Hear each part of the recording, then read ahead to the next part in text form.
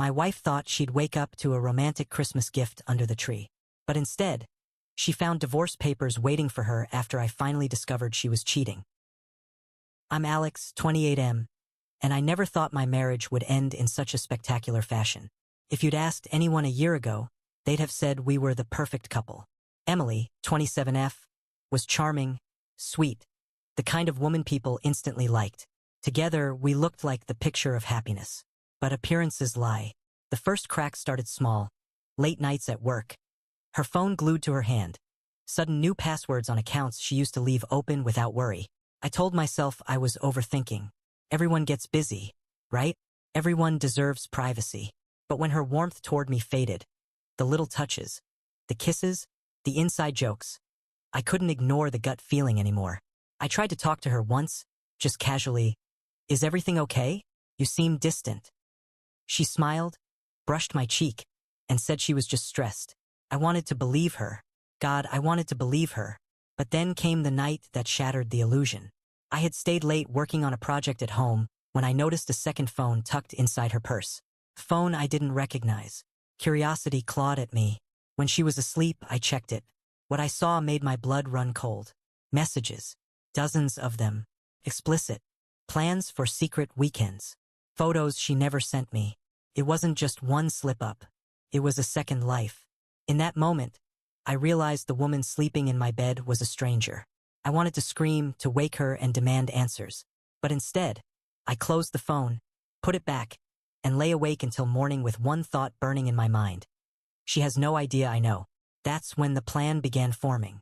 If she wanted to play games behind my back, I wasn't going to give her the satisfaction of a messy fight. No, I was going to end this on my terms. Cold, calculated, and unforgettable. And Christmas morning? That would be the perfect stage. Once the shock faded, anger set in. But it wasn't the kind of blind rage that makes you act recklessly. No, mine was cold, sharp, methodical. If Emily wanted to lie to me for months, if not longer, then I wasn't just going to confront her. I was going to dismantle her lies piece by piece. The second phone was a goldmine. I didn't dare confront her about it directly, but every time she forgot it at home, I'd take screenshots. Conversations with the same guy. Sometimes late at night, sometimes right before she crawled into our bed. He wasn't just some fling. From the messages, it was clear they thought of themselves as a couple. And me? I was the inconvenience. The paycheck. The man in the way. The more I read, the more surreal it felt. I wasn't paranoid. I wasn't crazy. My gut had been screaming the truth all along. Still, knowing wasn't enough. If I wanted to end this with impact, I needed undeniable evidence. So I installed discreet monitoring software on the home laptop she sometimes used. I set up cameras in common areas when I traveled for work. Within a week, I had everything. Videos of her sneaking calls in the kitchen at midnight, screenshots of messages arranging dates when I was gone, even receipts for hotel rooms billed to her personal card. The image of perfect Emily shattered. What stared back at me from those files was someone who could lie without blinking, someone who smiled at me while planning her next betrayal. I kept it all in a neat folder on my computer labeled December Project. And every night I thought about how best to end it. Do I confront her at dinner? At a family event? Do I pack up my things and just vanish? Then the idea hit me like lightning. Christmas. The day she'd least expect it. The day she'd be waiting for diamonds, perfume, something to show my love. Instead, she'd unwrap the truth. And not just her. Her whole family, who adored her, who saw her as the sweet girl next door. They'd all see her for who she really was. From that moment, the plan was locked. All I had to do was wait. December rolled in, and with it, the lights, the carols, and the endless reminders of family joy. To Emily, it was just another performance. She decorated the house with over-the-top enthusiasm, strung garlands across the banister, wrapped presents with perfect bows. She wanted the picture-perfect holiday, the Instagram-worthy Christmas. I let her. I played the part. Smiled at the decorations, complimented the tree. I even offered to handle the special wrapping for her gift. She didn't suspect a thing. Meanwhile, my folder of evidence kept growing. By mid-December, I had enough to bury her twice over. Messages with dates and times, screenshots of intimate exchanges, even photos she sent him while lying in our bed. It wasn't just cheating. It was betrayal carved into every pixel. So I went to a stationery shop and bought the most beautiful box I could find. Deep red, gold ribbon, the kind of packaging that promised romance inside. Then, at home, I slid the divorce papers inside along with a USB drive. On that drive, every piece of evidence neatly organized into folders. Messages, calls, receipts, photos. I even labeled the drive, Our Memories. The irony wasn't lost on me. On Christmas Eve, she kissed me under the mistletoe. Her lips sweet, but her phone buzzing with a message from him in her pocket. I held her, smiled, and tucked the gift beneath the tree.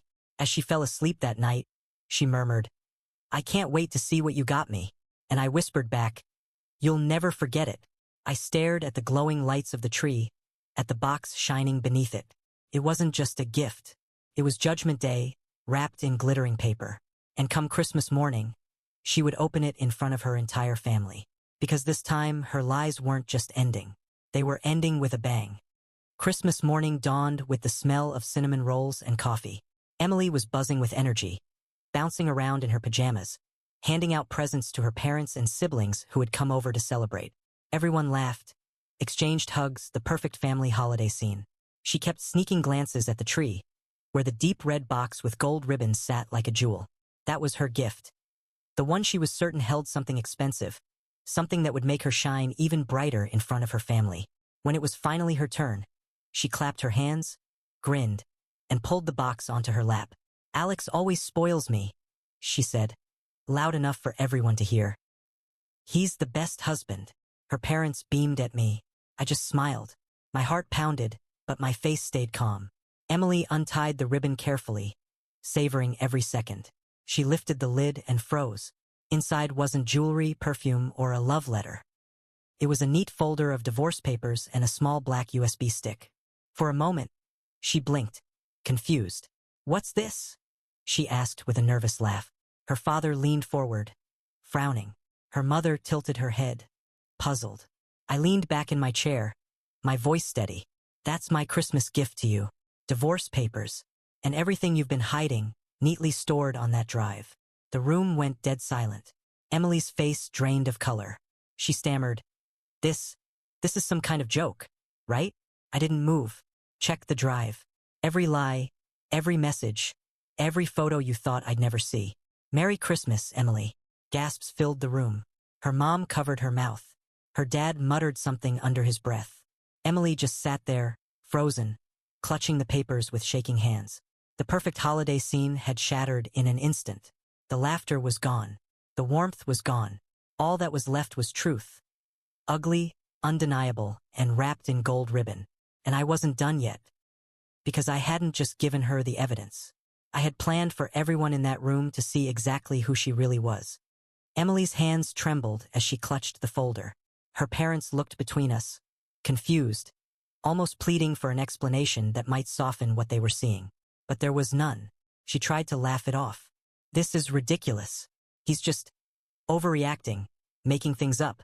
Her voice cracked halfway through the sentence. I didn't raise my voice. I didn't argue. Instead, I reached into my pocket, pulled out a small portable speaker, and clicked play.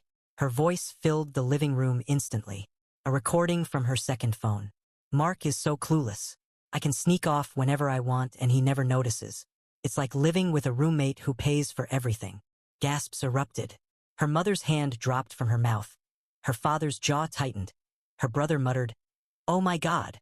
I let the recording finish, then calmly set the speaker down on the coffee table. That's not my voice. That's not my imagination.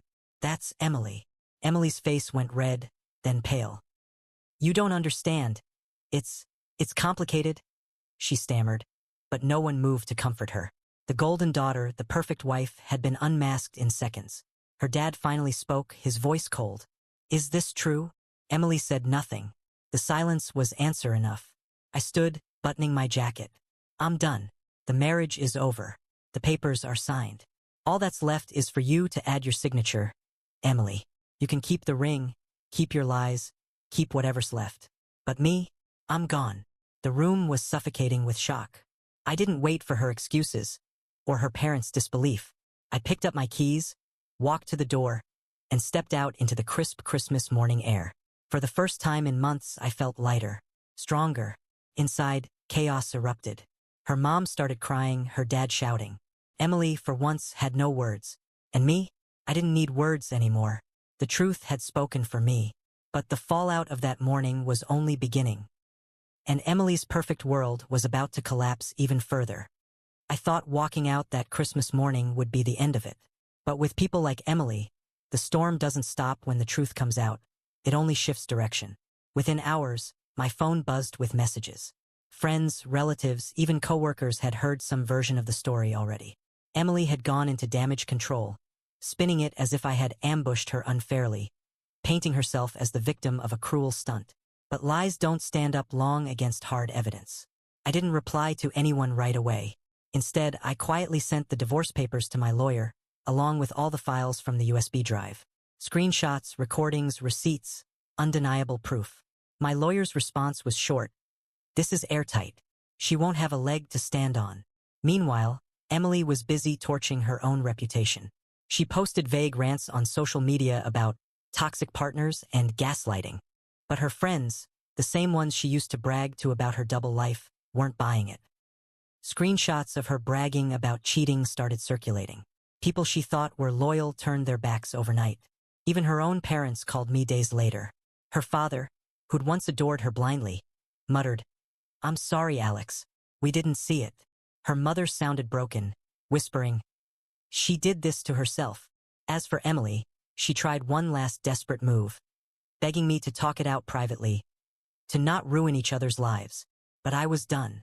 The only thing left between us was a legal process she couldn't spin or manipulate. The aura I had lost during those months of suspicion and silence came flooding back. For the first time, I wasn't the clueless husband she mocked. I was the man who stood tall, exposed the truth, and walked away without flinching. Christmas morning had been her stage. She thought she was the star. But the curtain had fallen, and everyone finally saw who she really was. The divorce was underway. The truth was out. And the final act of justice was about to hit her harder than anything I'd done so far. Divorces are rarely clean, but with the evidence I had, mine moved like clockwork. My lawyer filed everything swiftly, stacking the receipts, screenshots, and recordings into a case so solid it might as well have been written in stone. Emily tried to fight. At first, she demanded alimony, claiming she had sacrificed for our marriage.